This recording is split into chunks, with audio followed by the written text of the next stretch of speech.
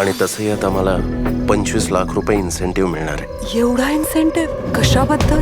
ते मात्र एक सिक्रेट आहे. रोहित, एकतर ना तुझ्या बऱ्याच गोष्टी नंतर कळतात किंवा मला कळतच नाही. बाबा हॅपी बर्थडे. थँक्यू. तू सगळ्यात बेस्ट बाबा आहेस. हो. इशू, तुम्ही एक लहान मुलगी पाहिली का? नाही. माझी मुलगी सापडत नाही. ईशा, तुमच्याच हॉटेलमध्ये काहीतरी गडबड असणार आहे. नमस्कार मॅडम, काय झालं? माझी मुलगी सापडत नाहीये सकाळपासून, आणि हे सगळे म्हणतात काल मी इथे एकटीच आले होते. सर, मी सगळ्या स्टाफची जबानी घेतली. यांच्या बोलण्यात आणि त्यांच्या बोलण्यात खूप तफावत आहे. सगळे खोटं बोलतायत. अरे पण आमचा स्टाफ का खोटं बोलेल? मग ह्या खोटं बोलतात का?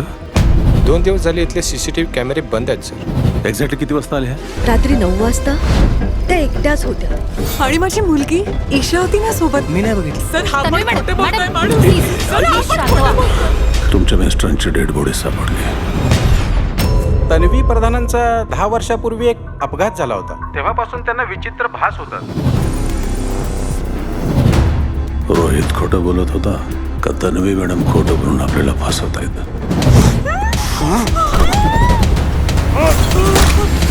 भास आणि सत्य याच्यात लई मोठं अंतर आहे. उद्याचा दिवस माझ्यासाठी खूपच महत्त्वाचा असणार आहे.